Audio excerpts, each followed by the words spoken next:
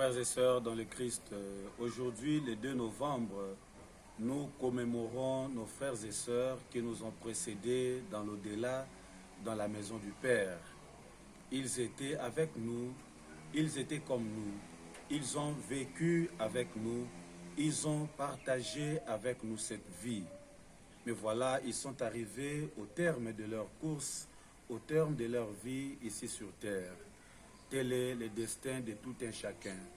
Nous sommes appelés à naître, nous sommes appelés à grandir, nous sommes appelés donc à vivre. Et finalement, nous sommes appelés à quitter ce monde.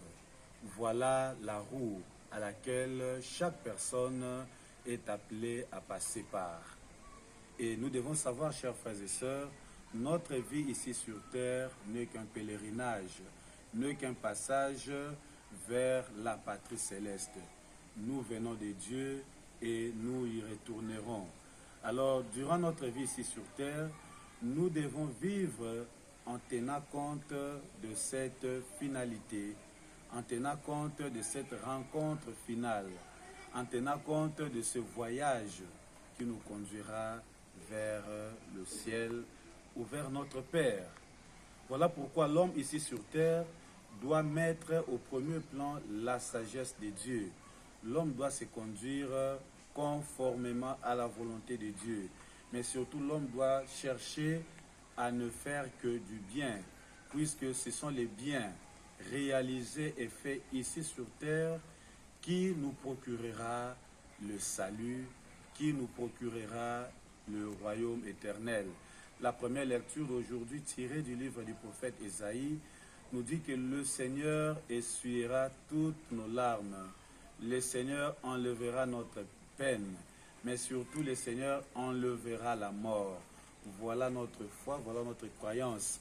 Bien que nous vivions dans ce monde, nous devons avoir cette certitude que le Seigneur nous prépare un festin. Le Seigneur prépare une fête pour nous, pour que à la fin de notre vie ici sur terre, nous puissions le rencontrer, nous réunir avec lui autour de la table. Et chers frères et sœurs, je voudrais partager avec vous spécialement sur le psaume 23. Nous connaissons très bien, le psaume 23 nous parle de Dieu qui est notre berger. Et il y a une séquence ou bien une strophe qui dit « Dans la vallée de l'ombre, je ne crains pas la mort, car ta force et ta présence seront mon réconfort. » La mort est quelque chose qui fait peur. La mort est quelque chose qui dépasse notre entendement. Personne ne peut dire ou tenir un discours approprié sur la mort. Personne ne connaît où nous allons. Mais dans notre foi, nous ne devons pas avoir peur de la mort, car le Christ est la résurrection. Le Christ donne la vie. C'est ce que l'Évangile nous dit. Celui qui reçoit le corps du Christ, celui qui mange la chair du Fils de l'homme, ne mourra point, mais il aura la vie. C'est notre foi. Et Jésus le dit encore dans Jean 14, il nous prépare une place, afin que là où il est, nous y soyons aussi. Si la science est incapable de nous dire notre vie après la vie sur cette terre, si d'autres religions sont incapables, voilà le Christ nous dit, lui, il est le chemin. Après cette vie, l'homme commencera une nouvelle vie, la résurrection, une vie qui n'aura pas de limites, qui n'aura pas de fin.